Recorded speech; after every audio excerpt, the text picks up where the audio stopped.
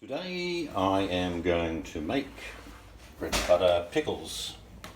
Well, I'm going to add some capsicum or bell peppers, some white onion sliced thinly. There's going to be turmeric, white vinegar, yellow mustard seeds, about 3/4 cup of raw sugar. Of course, the star of the show, because we're getting heaps of cucumbers. So I'm going to chop the cucumbers up, throw the onions and the capsicum into a bowl with heaps of salt. That's right. Okay, let me chop everything up. All the cucumbers cut up. Use that little serrated cutting knife to do that. Now I'm going to break up all those onions I sliced up thinly. Put them in. And I'm also going to use, because I have a heap of these always in the freezer when I grow them or buy them and they're on special, I'll cut them up and freeze them so they can go in. It's going to be a little bit different than normal bread and butter pickles. But now I'm going to put salt over them, quite a lot of salt. Okay, what I'm going to do with that is simply mix all that in. And after I've mixed it all in, what I'm going to do is stick it in the fridge probably for about 2 hours, maybe longer if I forget. And when I've done that, I'll come back and show you what that looks like, because there'll be a lot of water that's formed because of all the salt. Drain that off, and then I'll make the brine that's going to go into the jars with these. Okay, see you in a couple of hours. I found a couple of fresh chilies, garlic, so I've just cut them up, put them in as well. So, won't bore you. Like I say, this is going to go in the fridge. It'll macerate,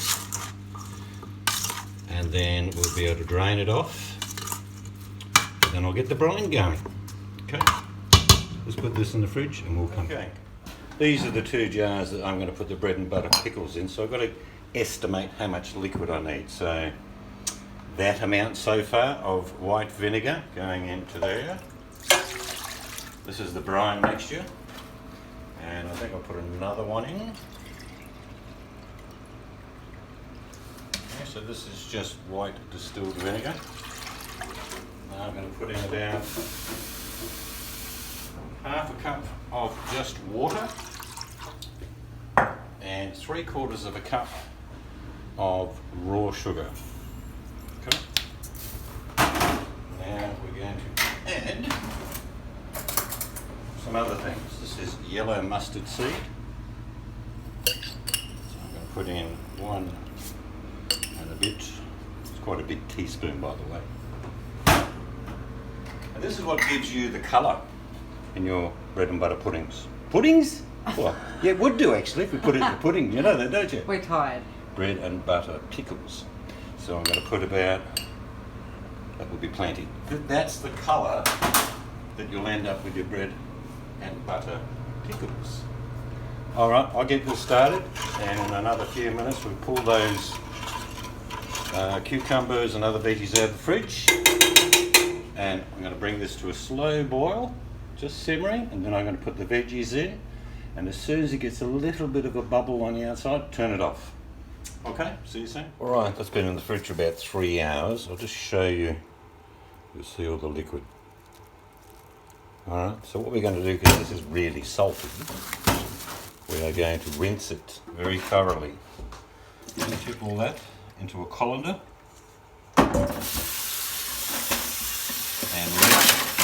rinse for at least 3 or 4 minutes, because you're just trying to leach all that excess salt out. The salt's done its job. It's basically going to be the catalyst for making the vegetables crispy, and also helps in the preservation process. So I won't bore you for 3 or 4 minutes, but I've finished rinsing those, and I'll show you the brine that I'm heating up that they're about to go into. Okay, we're just getting that brine starting to boil. I've cleaned, and I can't express the importance of rinsing these very thoroughly to get all that salt out. Alright, so the salt does its process. It'll make these veggies nice and crispy, and also adds to the preservation. But If you leave the salt in, they're unedible. They're just too salty. So you must rinse very, very thoroughly. I mean, when you talk about these bread and butter pickles, they go back a long time. There's talk of the Depression that people would at least be able to get cucumber, and in summer they would pickle them, so during winter they've got something to eat on their sandwiches, hence bread and butter pickles, pickle sandwich. So we're just going to bring this to a gentle boil, and then we are going to add the cucumber and the other veggies that are in it. It's just coming there now. That's what I like to see. Just see that start to gently boil. That's all we want. So what we're going to do now is put these veggies in there very carefully. They're all going to go in.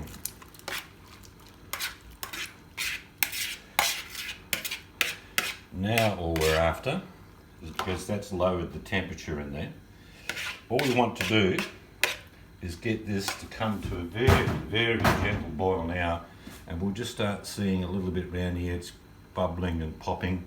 That's when I'm going to turn it off. I'm going to leave it for about an hour and a half. Just let it sit there, let it cool down, and then we're going to put them in the jars. You'll see the change. You see how the cucumber is that colour at the moment? It's certainly going to change shortly through the process of that turmeric in particular to have a different colour.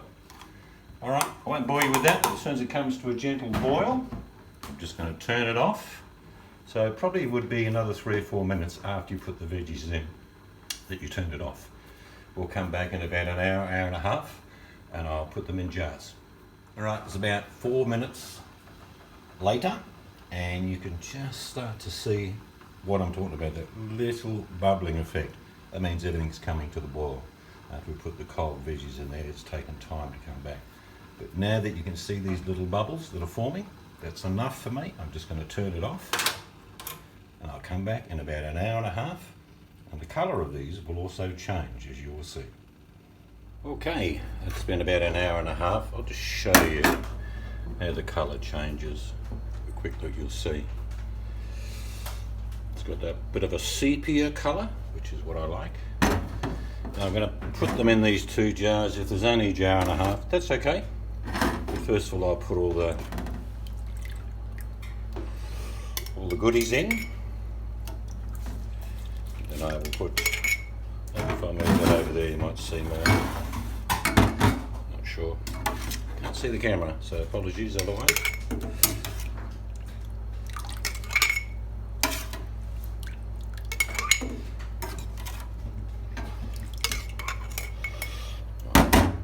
In that one, and see how we go with this one. Like I said, all these cucumbers were homegrown, and I didn't grow the capsicum or peppers this time, but I'll do. And you can eat these now, believe it or not. A lot of people say, oh, but you've got to leave them. No, you don't. You can actually, from this process, leave them in the fridge for a good month, maybe a bit more. But if you wanted to can them, well, years, literally years.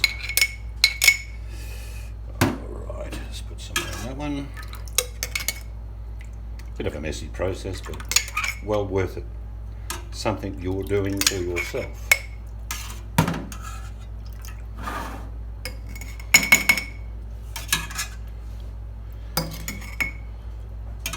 Now, a lot of you know my wife loves chickens in any form.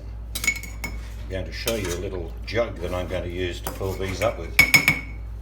It's very cute. And here it is. It's old enamel chicken jug. But I'm going to find it easier to pour with this than try and do it with just the label.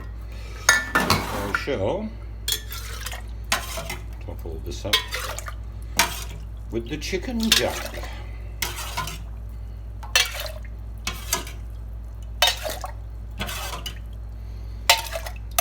Right, start with this one. See if you can see this process. This is just the brine going in. We'll do that one. And I shall put the rest of the juice And the chicken jug. Fill up the other one.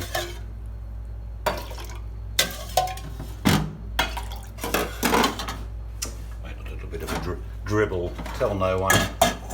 We can edit that out. Maybe not.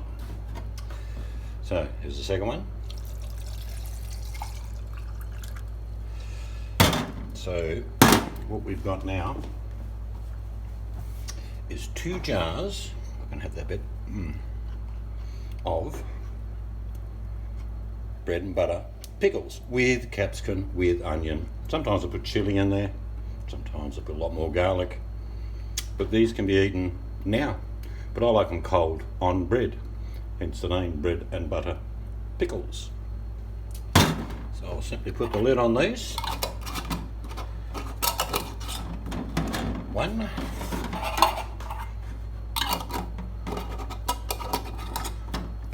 2, and that's what we've got.